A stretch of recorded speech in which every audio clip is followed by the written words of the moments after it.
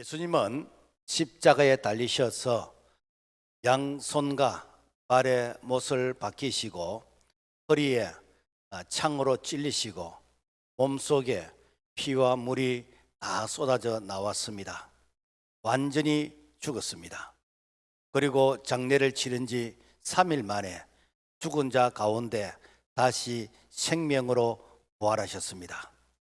여러분, 이 사실이 오늘 21세기를 살아가는 우리들에게 믿어지는가? 우리의 경험과 상식으로는 믿어지지가 않습니다. 심지어 당시에 함께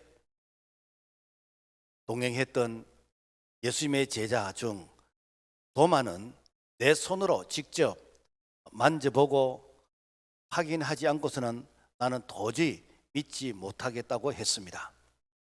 예수님은 의심하는 도마에게 직접 찾아가셔서 부활하신 자신의 몸을 보여주셨습니다. 그러면서 너는 본 거로 믿느냐? 보지 못하고 믿는 자가 복이 있도다라고 말씀하셨습니다. 사실 오늘 우리는 예수님의 부활의 모습을 직접 본 자가 아무도 없습니다. 우리는 성경 말씀을 통하여 믿습니다. 우리는 예수님의 부활을 역사적 정언을 통해서 우리는 믿습니다.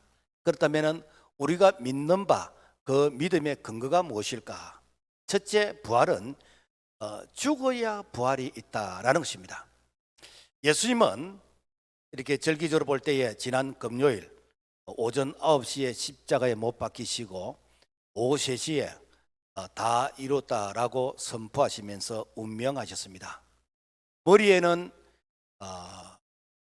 조롱하는 그런 비웃는 가시 면류관을 씌우셨고 옆구리에는 이렇게 창으로서 가슴까지 창이 들어가도록 이렇게 찔림을 당하셨고, 그리고 양손과 이 발은 쇠못으로 박히시고 몸에 있는 물 한 방울, 피 한 방울까지 다 쏟아내시면서 예수님께서는 테텔스타이 다 이뤘다고 선포하시면서 운명하셨습니다. 그런데 기독교를 부정하는 사람들은 예수님의 죽음을 의심하는 자도 있습니다. 죽지 않고 아마 잠시 기절했을 것이다. 예수님의 제자들이 그 시신을 도둑질해 가서 예수님이 부활했다라고 유언비어를 퍼뜨렸을 것이다. 등등 이렇게 예수님의 죽음에 대해서 의심하는 자들이 많이 있었습니다. 그렇다면 우리가 예수님의 죽음을 다시 한번 확인해 보기를 원합니다. 첫째, 십자가에서 죽으셨다라는 것입니다. 십자가의 죽음은 양손과 발에 못을 박히시고, 그리고 십자가에 이제 못을 박히게 되면은 몸이 아래로 쭉 처지기 때문에 우리가 숨을 쉬려고 그러면은 하면서 이 가슴이 소위 횡격막이 위로 올라가야 됩니다. 그런데 십자가에 달린 상태에서는 이 횡격막이 위로 올라가질 않는데요. 그러면은 그야말로 숨이 답답해서 나중에는 질식해서 죽게 되지는 그런 고통스러운 십자가의 죽음이다라는 것입니다. 뿐만 아니라 창에 찔렸습니다. 로마 병정은 예수가 완전히 죽었는지 확인하기 위해서 확인 사살로서 소위 옆구리에 창으로 푹 찔렀습니다. 그리고 물과 피가 다 쏟아져 나오는 것을 보면서 더 이상 이제 죽음을 확인할 필요가 없었습니다. 다른 이렇게 십자가의 죽음은 이렇게 무릎을 꺾는다든지 그 시신을 꺾어서 그 죽음을 또다시 확인하는 그런 절차가 있었는데 예수님은 그렇게 하실 필요가 없었습니다. 뿐만 아니라 예수님의 이 몸에는 향제로 한 100건, 그리고 한 60kg 정도, 소위 이렇게 방부제의 그런 역할로서 빨리 부패하지 않도록, 그래서 향제로를 한 60kg 정도 넣었는데, 당시 예수님의 몸무게로 볼 때 몸무게보다 더 많은 그런 향이 들어갔는데, 그 향을 내가 안고 일어선다라는 것은 그 탈진한 상태로 볼 때는 거의 불가능에 가깝다라는 것입니다. 그리고 무덤을 봉인을 했습니다. 평소에 예수님께서 4일 만에 부활하신다라고 말씀하셨기 때문에 무덤 입구에 큰 돌을 이제 막고 그리고 항제에 도장을 찍어서 어느 누구도 손을 떼지 못하도록 졸실 이렇게 봉해 놓으셨다라는 것입니다. 그리고 훈련된 로마 군인들이 3일 동안 3교대로 이렇게 무덤을 굳게 지키게 되어졌습니다. 이처럼 예수님은 완전히 죽으셨습니다. 그리고 철저히 무덤을 지켰습니다. 그러나 예수님은 생명으로 부활을 하셨습니다. 마태복음 28장 5절 천사가 여자들에게 말하여 이르되 그가 여기 계시지 않고 그가 말씀하시던 대로 살아나셨느니라. 초대교회 메시지는 예수님은 죽으시고 부활하셨다. 종교 지도자들이 예수님의 부활을 전하지 못하게 할 때에 그들은 담대하게 외쳤습니다. 베드로와 요한이 대답하여 이르되 우리는 보고 들은 것을 말하지 아니할 수 없다. 바울은 외쳤습니다. 고린도서 15장 12절 그리스도께서 죽은 자 가운데서 다시 살아나셨다 전파되었거늘 너희 중에서 어찌하여 죽은 자 가운데서 부활이 없다 하느냐. 이 바울은 예수 그리스도 그분의 부활을 신앙의 고백으로서 담대하게 외쳤습니다. 예수님의 부활은 역사적 사실인 것입니다. 영국의 옥스퍼드 대학 역사 교수 토마스 아놀드는 나는 여러 해 동안 보고 역사를 내가 연구하고 조사해 봤는데 예수 그리스도 그분께서 죽었다가 다시 살아났다는 이 사실보다 더 분명하고 완전한 인류의 역사를 나는 보지 못했다라고 증언하고 있습니다. 그렇다면 부활의 증거들이 무엇일까? 우리가 구약 성경에 보면은 이렇게 죽었다가 살아난 그런 사건들이 들어 있습니다. 열왕기상 17장에 보면은 사르밧 가부의 아들이 이렇게 죽었다가 다시 살아나게 되었고, 그리고 열왕기하 4장에 보면은 수넴 여인의 아들이 죽었다가 다시 살아난 사건이 기록되어 있습니다. 신약 성경에도 보면은 한 4번 정도 나오는데 누가복음 7장에 보면은 나인성 가부의 아들이 죽었다가 살아나게 되었고, 마가복음 5장에 보면 해당장 야이로의 이 딸이 다시 죽었다가 살아나게 되었고, 요한복음 11장 보면은 죽은 지 나흘이 되어지는 썩어서 냄새가 나는 이 나사로가 살아난 사건이 있는 것이고, 사도행전 20장에 보면은 유두고를 하는 이 청년이 바울이 아침부터 저녁까지 말씀을 전하는데 이 창틀에 앉아서 졸다가 떨어져서 죽게 되어졌는데 바울이 예수 이름으로 이렇게 살리셨습니다. 자, 여기서 우리가 알 것은 이들이 죽었다가 살아났는데 지금까지 안 살아 있습니다. 그들이 죽었다가 살아났지만은 언젠가 다시 죽었습니다. 자, 그렇다면은 그들이 죽었다가 살아났다는 것은 오늘 우리에게 어떤 의미가 있는가? 이것은 죽은 자가 살아나는 부활이 있다라는 그 예표, 그 증거이고, 죽은 자가 어떻게 해서 살아나느냐? 죽은 자에게 생명이 들어가면은 살아난다는 것입니다. 그러면은 죽은 자의 그 생명이 무엇인가? 말씀이 생명인 것입니다. 하나님의 말씀이 살아있고 운동력이 있고 이 말씀이 생명이기 때문에 하나님의 이 말씀이 죽은 자 속에 들어가면은 살아난다라는 것입니다. 사실 우리가 예수님을 믿기 전에는 어떤 상태였습니까?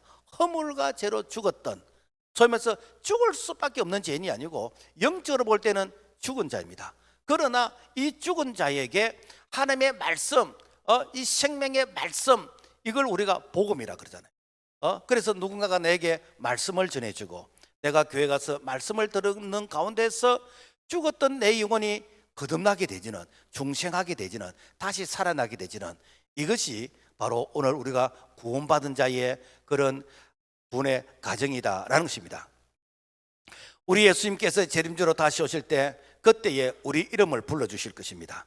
나사로야라고 이름 부르신 것처럼 우리 이름을 불러주실 때 그때 이게 죽었던 자가 먼저 살아나게 되는 것이고 살아있는 자들이 혼련히 변화되어져서 그래서 재림하시는 주님을 만나게 될 것입니다. 예수님은 자신이 성육신하신 그의 말씀, 생명이기 때문에 이 생명은 반드시 이렇게 산다라는 것이 바로 예수님의 부활이 증명하고 있다라는 것입니다. 그래서 예수님의 부활은 역사적 사건인 것입니다. 그리고 부활은 놀라운 변화를 가져왔습니다. 당시 로마가 집행한 십자가 처형에서 십자가에서 사형을 시킨 중에서 한 사람도 남은 자가 없다는 것입니다. 그런데 예수님만이 유일하게 십자가 처형에서 살아나셨다라는 것입니다. 왜? 바로 예수님은 생명이시기 때문에.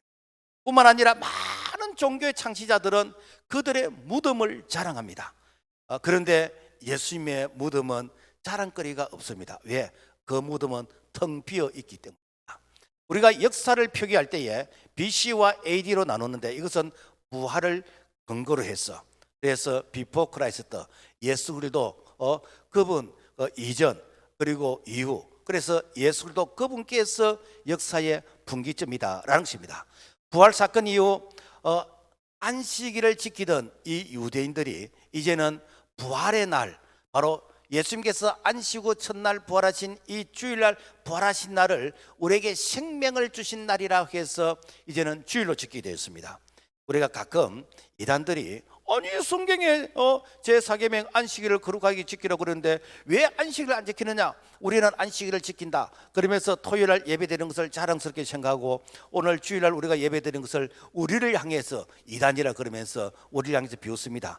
이들은 성경을 전체 숲을 보지 못하고 한 부분의 메꾸리의 나무를 보는 것 같은, 부분적으로 성경을 보니까 그런 해석을 하게 되지고 그런 주장을 하게 되집니다. 예수님은 안식일의 주인입니다. 그래서 안식일의 주인 되신 예수님께서 우리에게 영원한 생명을 주시고 우리에게 이 생명의 이 부활을 주신 날이 무엇인가? 바로 예수님께서 안식 후 첫날 부활하신 이 주일이다. 그래서 이 주일은 주님의 날인 것이고 주님이 부활한 날인 것이고, 그래서 주님이 부활하신 이 날에 초대교회 이 성도들이 그리고 사도들이 예배를 드리면서 오늘은 큰 부활절이고, 그리고 매주일 드리는 이 예배는 작은 부활절로서, 그래서 생명을 주신 날에 우리가 이렇게 예배를 드린다라는 것입니다. 부활하신 예수님은 12제자와 500여 형제를 만나 주셨습니다. 우리가 한두 사람이 예수님의 부활을 봤다 그러면은 이것은 조금 의심할 수 있는 그런 요소가 있습니다만은, 그런데 대낮에 이렇게 500 보는 가운데서 부활하신 예수님을 이렇게 그들이 동시에 봤다라는 것은, 이것은 그야말로 입을 막을 수가 없습니다. 당시 세계 최강인 로마 군대가 예수의 시체를 찾아내지를 못했습니다. 만약에 예수님의 시체를 이렇게 제자들이 도둑질해 갔다라고 하면은 그들이 왜 찾지를 못하겠습니까? 당시 이스라엘은 로마의 식민지 하에 있었는데, 뿐만 아니라 예수님은 부활하신 후 40일 동안 계시면서 사람들을 만나주시고, 부활하신 예수님께서 이렇게 많은 사람들에게 부활을 증거해 주셨습니다. 뿐만 아니라 부활하신 예수님은 제자들에게 이제 찾아가서 아침 조반을 준비하시고 생선을 구우시고 그리고 떡을 떼어서 나누시면서 이 영적인 부활이 아니고 육체적인 부활이라는 것을 그들에게 보여주셨습니다. 예수님의 부활의 소식을 듣고 초대교회 성도들은 3,000명, 5,000명이 회개하고 주님께로 돌아오게 되어지는 그런 부활의 메시지에 그들이 놀라운 변화를 받았습니다. 부활을 확인했던 제자들은 우리는 보고 들은 것을 전하지 아니할 수 없다라고 하면서 그들은 순교하면서까지 다 부활의 이 복음의 이 정인이 되어졌습니다. 여러분, 세상에서는 그들이 존경하는 어떤 스승, 그들의 어떤 종교의 창시자, 그래서 그들이 자랑하는 것들은 무엇인가? 다 유골입니다. 그래서 석가모니의 사리가 어디에 발견됐다 그러면서 석가모니의 그 사리를 이렇게 보관한 그것이 마치 어떤 유명한 사찰이 되어지고 명성지가 되어지고, 그리고 공자의 무덤, 마호메트의 무덤, 그들이 유골이 있는 것을 아주 이렇게 화려하게 무덤을 장식해 놓고, 그래서 그들은 이 무덤을 자랑합니다. 그러나 우리 예수님의 무덤은 텅 비어 있습니다. 만약 예수님의 그 유골이 어디엔가 발견됐다 그러면은 이 기독교 역사는 그 순간 사라지게 되는 것입니다. 오늘 우리의 자랑은 예수님의 유골이 없는 것이고 예수님의 무덤은 텅 비어 있는 것이고, 그래서 우리의 자랑은 텅 빈 무덤, 이것이 부활을 증거하는 것이고, 오늘 우리의 신앙의 자랑이 되어야 될 줄로 믿습니다. 자, 그렇다면 부활의 의미가 무엇인가? 첫째, 부활의 첫 열매가 되셨다라는 것입니다. 골로새 15장 10절, 그리스도께서 죽은 자 가운데서 다시 살아나사 잠자는 자들의 첫 열매가 되셨다. 예수님은 죽은 자의 이 부활이 있다라는 그 첫 열매가 되셨는데, 첫 열매라는 것은 앞으로 예수도 그분과 연합한 자는 계속해서 예수와 똑같은 이런 부활이 일어난다는 것의 그 모델로서 첫 번째 이게 열매가 되어 주셨다라는 것입니다. 우리가 과실나무들이 많이 있는데, 우리가 주변에 감나무에 첫 감이 열렸다 그러면은 내년에 그 나무에 무슨 감이 열리겠습니까? 내년에 또 감이 열리는 거예요. 올해는 감이 열리고 내년에는 사과가 열리고 그 다음에는 배가 열리고, 그런 법이 없어요. 그래서 이 감나무에 첫 감이 열렸다 하면은 앞으로 계속해서 2년 3년 4년 계속해서 감이라는 이 열매가 맺히는 것입니다. 오늘 우리는 예수 그리스도에게 접붙임 바 되어졌습니다. 그래서 예수 그리스도 그분과 연합된 자로서는 예수님께서 부활의 첫 열매가 되셨기 때문에 오늘 우리도 예수님과 똑같은 그런 모습으로 우리가 부활할 줄로 믿습니다. 그래서 예수 그리스도 그분은 나는 부활이요 생명이니 나를 믿는 자는 죽어도 살겠고 무릇 살아서 나를 믿는 자는 영원히 죽지 아니하는 이 부활의 축복, 오늘 우리 모두가 경험할 수 있기를 주님의 이름으로 부탁을 드립니다. 자, 예수님은 어떤 모습으로 부활하시느냐? 우리가 예수님께서 부활하시다 그러는데 사람들은 예수님은 그 영체로 부활했을 것이야. 육체로 부활, 그것은 이해가 안 돼. 만약에 영체로 부활했다 그러면은 예수님의 그 부활을 우리가 이렇게 감각의 기능으로서 확인이 안 되는 것입니다. 눈으로 볼 수도 없고 손으로 만질 수도 없고 그리고 음식을 잡수는다라는 것은 있을 수도 없습니다. 그렇지만은 우리 예수님의 부활은 육체적인 부활인 것입니다. 예수님의 생전의 모습 그대로 부활하셨습니다.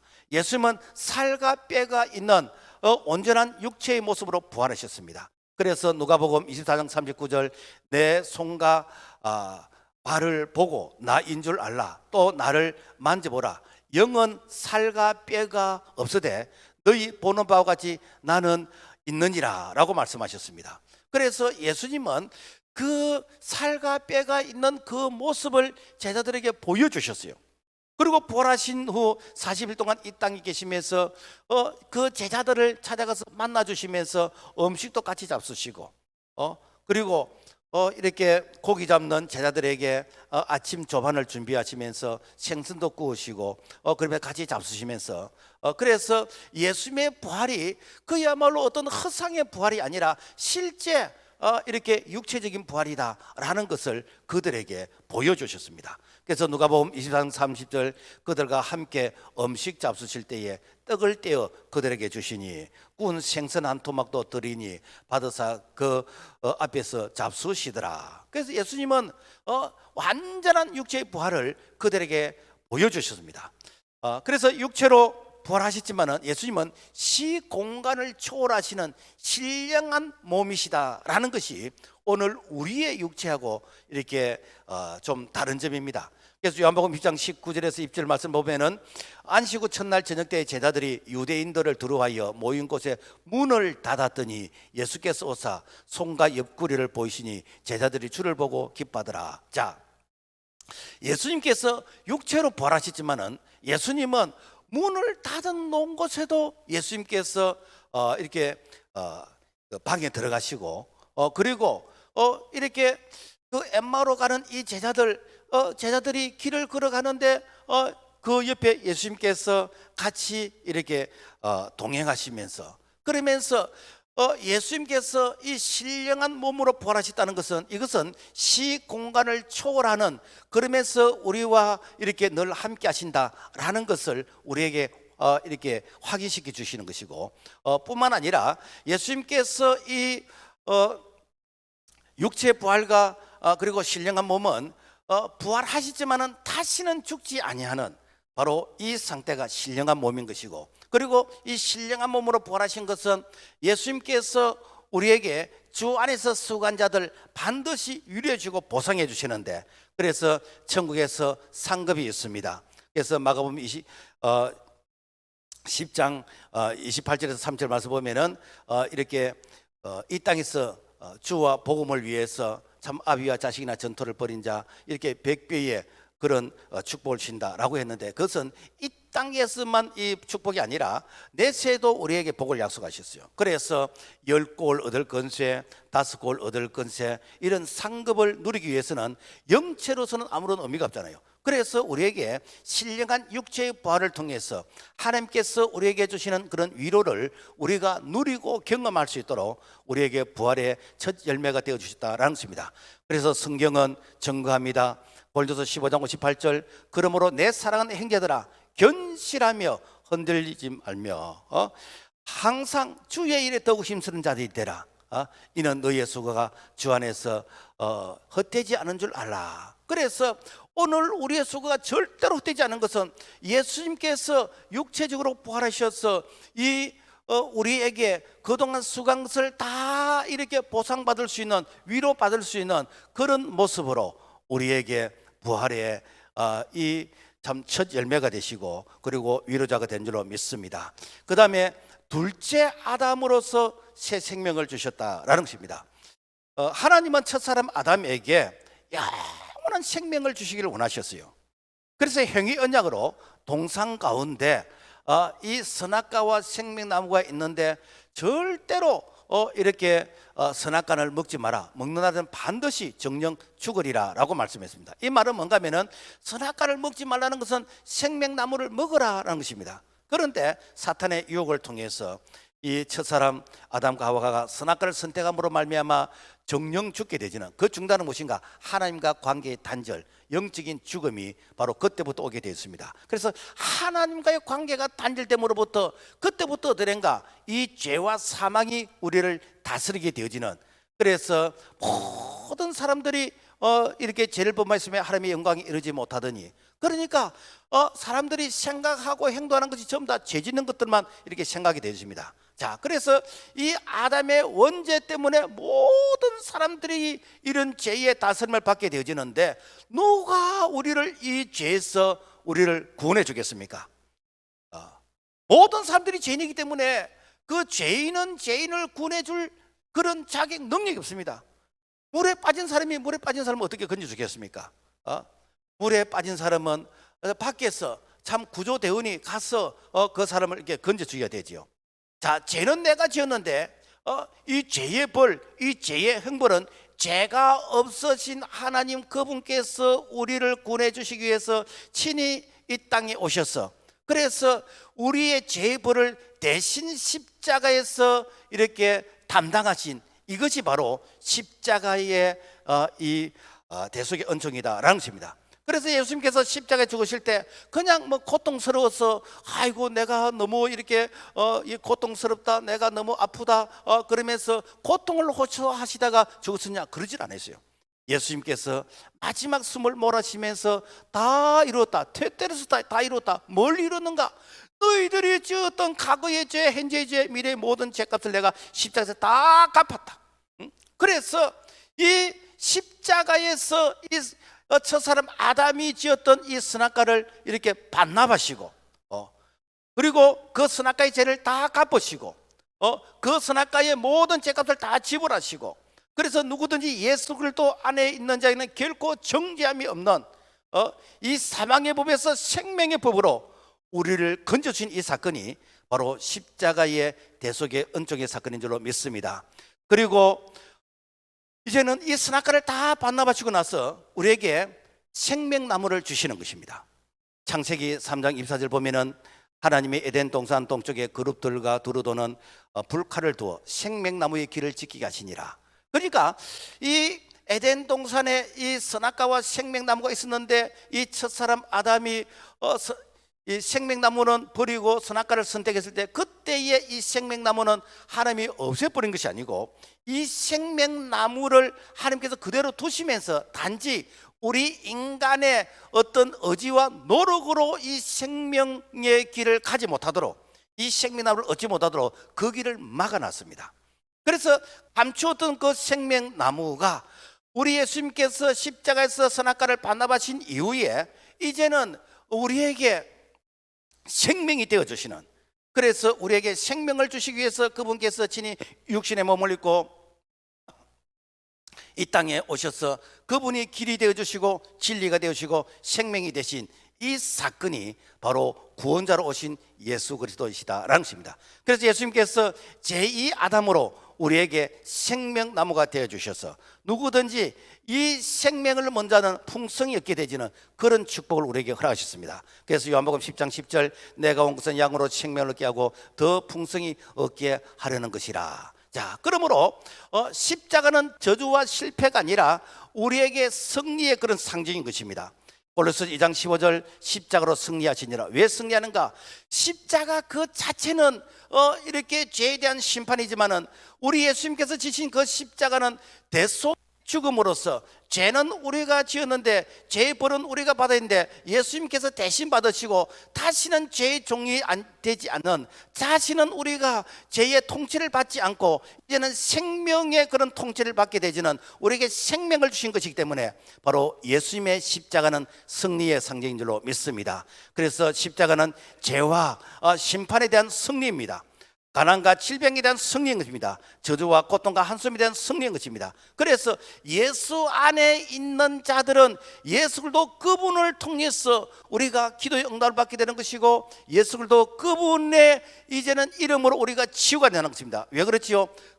부활하시고 지금 우리 가운데 성령으로 우리 가운데 임재하시고 함께 하시기 때문에, 그래서 2000년 전 예수님께서 안전뱅이를 끼시고 소경의 눈을 뜨게 하시고 38년 된 병자를 고치시고 죽은 살신 그 놀라운 역사가 지금도 예수 그리스도는 어제나 오늘이나 영원토록 동일하게 함께 하신 것은 그분은 부활하시고 부활하신 예수님께서 지금 보혜사 성령으로 우리 가운데 함께 하신 줄로 믿습니다. 이것이 복음인 것이요, 이 사실을 믿는 자는 2000년 전 예수님께서 하셨던 그 일이 지금도 동일하게 우리에게 일어난 줄로 믿습니다. 그러므로 말미암아 오늘 우리가 십자가는 부끄러운 것이 아니에요. 이 십자가는 잘한 것입니다. 왜냐하면 십자가 다음에 부활이 있기 때문에 오늘 우리는 부활의 신앙을 가져야 됩니다. 그래서 정말 우리가 부모에게 효도할 수 있는 최고의 효도가 무엇인가? 부모님, 예수님 믿고 그리고 자녀에게 영원한 생명을 가지게 하는, 이것이 최고의 효도인 것이고, 그리고 친구에게 최고의 선물이 무엇인가? 바로 복음을 전해서 전도해서 그 친구에게 영원한 생명, 영원한 이 부활의 이 축복을 경험할 수 있도록 전도해서 그분에게 예수 생명을 가지게 하는 것, 이것이 가장 큰 효도인 것이고 이것이 선물인 것이고 이것이 정말 이렇게 축복이 되어야 될 줄로 믿습니다. 자, 그렇다면 부활의 신앙이 무엇인가? 우리가 신구약을 통틀어서 죽었다가 살아난 자의 공통점이 무엇인가? 이것은 하나님의 말씀, 즉 생명이 그 속에 들어가면은 반드시 산다라는 것입니다. 우리 교회 아픈 자들이 참 많이 치유를 받았습니다. 그래서 안진뱅이 같은 식물 인간이 일어나게 되어졌고 암 환자가 고침받게 되는 것이고 그리고 이게 부인병으로 고생하는 자 치유받게 되는 것이고 그 다음에 기디에 기밀성 혹 같은 이런 것이 싹 사라지게 되는 것이고 어떤 참 많은 그런 이 질병이 고침받았습니다. 그런데 이 질병이 고침받는 공통적인 특징이 무엇인가? 그 속에 부활하신 예수 그리스도 그분의 말씀이 들어갈 때, 그분의 생명이 들어갈 때 지금도 예수 그리스도 그분은 2000년 전이나 지금이나 동일하시기 때문에 이 부활의 능력이 지금도 우리 가운데서 함께하는 줄로 믿습니다. 그러므로 말미암아 오늘 이 부활은 2000년 전 역사적 사건으로 끝나는 것이 아닙니다. 계속해서 부활은 살아 숨쉬고 있는 것이고 계속해서 부활은 우리의 생활 현장 가운데서 경험되어지는 부활인 줄로 믿습니다. 그래서 부활의 능력은 오직 주님의 말씀을 통해서 우리에게 경험되어지는 것입니다. 죽은 지 나흘이 되어서 썩어서 냄새가 나는 나사로에게 예수님께서 그 무덤에 찾아가서 나사로야 이름을 부르니까, 그러니까 나사로가 수족을 동인 채로 일어나게 되었습니다. 만약에 나사로를 부르지 아니하고 다른 사람 이름을 부르다면 다른 사람이 살아났을 겁니다. 그런데 예수님께서 나사로 이름을 불렀어요. 예수님께서 다시 심판주로 책임지러 오실 때 오늘 우리 이름을 불러주실 것입니다. 예수 믿는 자들의 이름을 불러주실 것입니다. 그때 우리가 나사로가 일어나는 것처럼 오늘 우리도 무덤을 열고 일어나게 되는 것이고, 살아있는 자들은 혼련히 변화되지는 그런 놀라운 일들이 반드시 일어날 줄로 믿습니다. 베드로와 요한은 성전 미문에서 구걸하던 안진뱅이에게 은과 금은 내게 없거니와 내게 있는 것으로 너에게 주노니 나사렛 예수 이름으로 일어나 걸으라 라고 했을 때 일어나 걷게 되었습니다. 자, 그렇다면 이 베드로와 요한이 자기의 믿음으로 이 안진뱅이 일어나냐? 아닙니다. 베드로와 요한은 그야말로 통로고 나팔입니다. 베드로와 요한이 예수 이름으로 이렇게 기도했을 때 안진뱅이 일어난 것입니다. 오늘날도 마찬가지입니다. 우리가 예수 기도할 때에, 예수 이름으로 우리가 중보 기도할 때 지금도 그야말로 영적인 안전병이, 지금도 묶인 자는 해방과 자유를 얻게 되는 줄로 믿습니다. 구약시대의 사르밧 가부의 아들은 엘리야를 통해서, 수넴 여인은 엘리사를 통해서 죽은 자가 살아났는데, 이들의 공통적인 것도 무엇인가? 이 엘리야와 엘리사를 통해서 하나님이 이제 이 생명의 말씀이 들어가게 하신 거예요. 그래서 엘리야와 이 엘리사를 하나님의 사람이라고 기록하고 있습니다. 여러분, 누가 하나님의 사람이지요?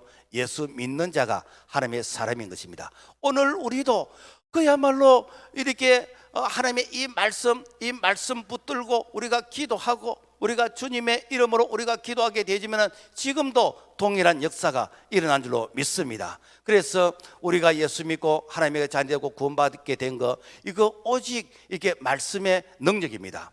하나님의 말씀은 생명의 말씀이기 때문에 이 말씀이 들어가면은 그야말로 죽은 자가 살아나듯이, 이 말씀이 들어가면은 소망이 없는 자들이 그야말로 희망을 가지게 되는 것이고, 이 말씀을 붙들게 되어지면은 그야말로 낙심하고 그다음 좌절하던 이런 사람들이 다시 이렇게 부활과 같은 이런 은혜로서 회복되지는 이런 놀라운 역사가 오늘 우리 속에 함께하기를 주의 이름으로 부탁을 드립니다. 그래서 예수님의 부활은 말씀의 증거인 것입니다. 마태복음 28장 6절, 그가 여기 계시지 않고 그가 말씀하시던 대로 살아나시느니라. 그래서 지금도 우리가 이 부활은 말씀을 통해서 경험되는 것입니다. 왜? 말씀이 생명이기 때문에. 저 프랑스에서 한 2000년이 지난 다음에 이 무덤에서 그 꽃씨를 이렇게 발견했대요. 그리고 이집트에서 한 3000년이 지난 이 무덤에서 완두콩, 이 콩 그 씨앗을 발견했답니다. 자, 2000년이 지나고 3000년이 지난 이 씨앗을 이걸 땅에 심으면 싹이 날까 안 날까? 근데 심었더니 싹이 나더라는 것입니다. 여러분, 2000년 3000년 된 이 씨앗도 이것도 심으면 싹이 나는데, 예수 생명을 가진 자가, 여러분요, 죽은 자가 살아나지 않는다. 여러분요, 이런 세상 사람들의 이 불신앙에 우리의 믿음이 흔들리지 말고, 예수 생명을 가진 자는 반드시 죽은 자가 살아나는 그런 부활이 있기 때문에 오늘 우리는 끝까지 이 부활의 신앙으로서 우리가 어떤 싫은 역경을 우리가 인내해야 될 줄로 믿습니다. 우리가 장례식장에 가게 되지면은 이 분위기가 좀 다르다는 것을 경험하게 됩니다. 그래서 예수님을 믿지 않는 그런 장례식장에 가면은 아이고 불쌍해라, 죽은 자가 불쌍하지 하면서 막 이게 곡을 하게 됩니다. 그런데 예수님 믿는 이런 장례식장에 가면은 찬송을 부르고, 그리고 마지막 참 운구를 할 때도 하늘 가는 밝은 길이 네 앞에 있으니, 그러면서 이렇게 찬송으로서 이렇게 마지막을 이렇게 보내드립니다. 그 이유는 무엇인가? 그분은 죽지 않았다는 겁니다. 단지 영과 육이 분리가 되었을 뿐이지 그 영혼은 살아있다는 것입니다. 그렇기 때문에 그 영혼이 불쌍하지 않다는 것입니다. 그래서 이하여대 초대 총장이던 김한란 박사는 내가 죽으면 장송곡을 부르지 말고 천국의 행진곡을 부르달라. 왜? 나는 천국에, 나는 상급을 받기 위해서 나는 기쁜 마음으로 나는 달려가는 모습인데 왜 나를 향해서 장송곡을 부르냐? 우리 예수님께서 말씀하셨습니다. 요한복음 11장 25절, 예수께서 가라사대 나는 부활이요 생명이니 나를 믿는 자는 죽어도 살겠고 물어 살아서 나를 믿는 자는 영원히 죽지 아니하리니 이것을 너가 믿느냐? 오늘 믿는 자들에게는 예수님의 부활이 우리의 부활이 되는 줄로 믿습니다.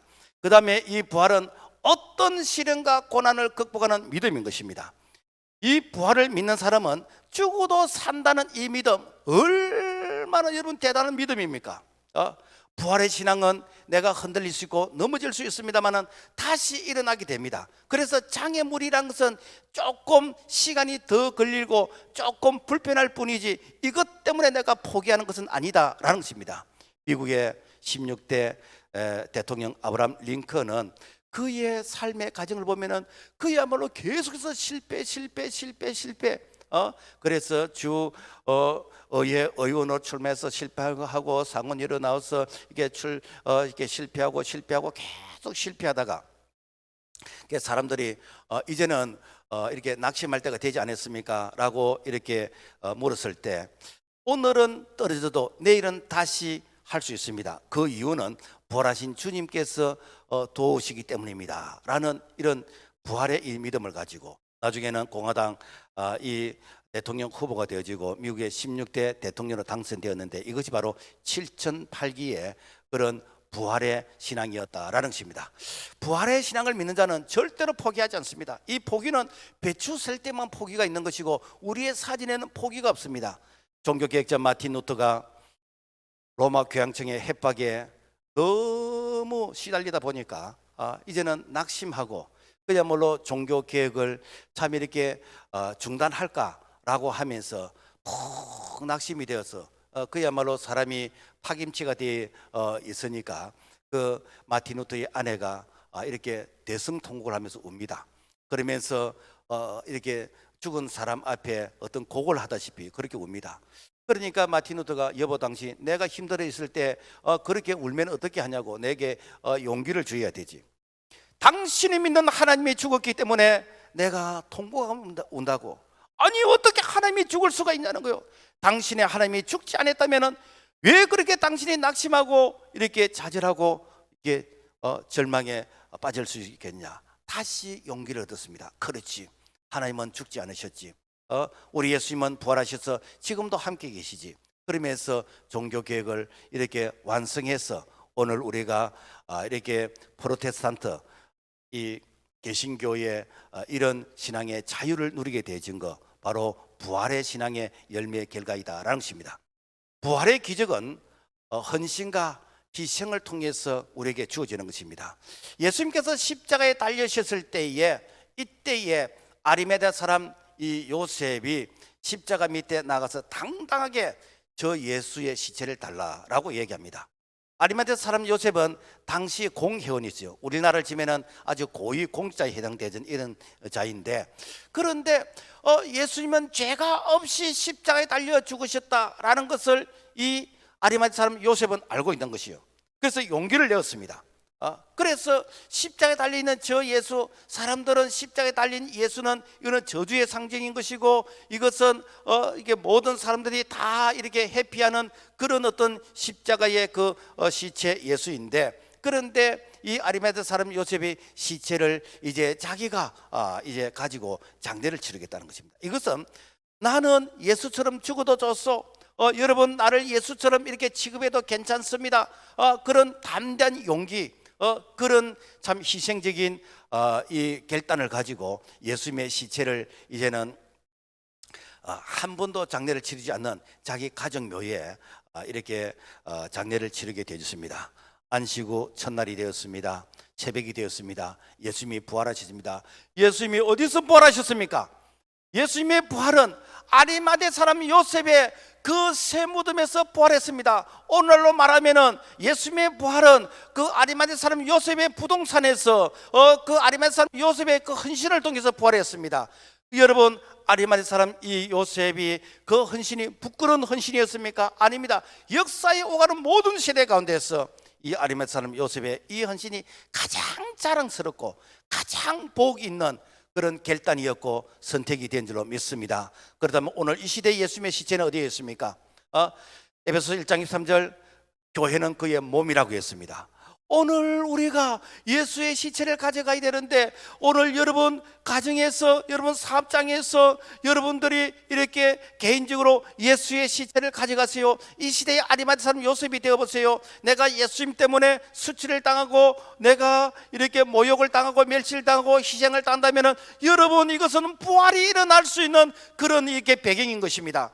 그래서 예수도 그분을 내가 이렇게 안고 가는 자, 그분의 이 사업장에서, 그분의 가게에서, 그분의 이 가정에서 예수님의 부활은 일어나는 것을 여러분 꼭 기억하시고, 그래서 죽어야 부활이 있듯이 내가 예수 그리스도 그분 앞에서 내가 이렇게 내 자아가 죽고 나의 헌신이 죽고 미랄처럼 죽어지면은 그것으로 끝나는 것이 아니라 반드시 부활을 통해서 위로해 주신 줄로 믿습니다. 중요한 것은 오늘 우리에게 이 부활을 기대하는데 죽어야 부활이 있다는 것입니다. 십자가가 없는 부활은 가짜인 것입니다. 주님을 위해서 아비와 자식이나 전토를 벌인 자에게는 100배의 부활을 약속하셨습니다. 주님을 위해서 나의 몸을 드리면 건강의 부활이 있습니다. 우리가 주님을 위해서 재능을 드리면 재능을 통해서 높여주시는 그런 부활이 있습니다. 우리가 주님을 위해서 우리가 물질을 드리면 물질의 이 부활이 있습니다. 우리가 주님을 위해서 내가 전도자의 삶을 살게 되면 궁창의 별과 같이 빛나게 하시는 그런 부활로서 위로해 주신 줄로 믿습니다. 그래서 절대로 주의 일에 우리가 이렇게 공짜가 없는 것은 부활하신 예수님께서 다 위로해 주시고, 그리고 보상해 주시고, 그리고 부활의 열매로서 회복시켜 주신 줄로 믿습니다. 말씀 맺겠습니다. 부활이 없는 종교, 부활이 없는 인생은 가장 불쌍한 사람인 것입니다. 그래서 만일 우리가 죽은 자의 그런 부활을 이렇게 믿지 못한다면 생활 속에 우리의 부활의 능력도 경험하지 못하는 것이요. 세상 사람들은 그 죽음이 끝이고 절망이라 그러지만은 오늘 우리에게는 그 죽음이 끝이 아니라 부활이 있기 때문에, 그래서 우리는 이 부활하신 예수님께서 오늘 성령으로 우리 중에 계시고 내 안에 계시고 나와 동행하시는 이 사실을 늘 생활 속에서 우리가 믿고, 그리고 신뢰하면서 그분께서 나와 함께 하신다는 것을 일평생 동안 경험되어지는 그런 부활의 축복을 누릴 수 있기를 주님의 이름으로 축복합니다. 주님 감사합니다. 2000년 전 우리 예수님께서 부활하신 이 부활이 오늘도 계속해서 성령 안에서 살아계신 예수님을 만날 수 있도록 은총을 베풀어 주시옵소서. 예수님 이름으로 기도합니다. 아멘.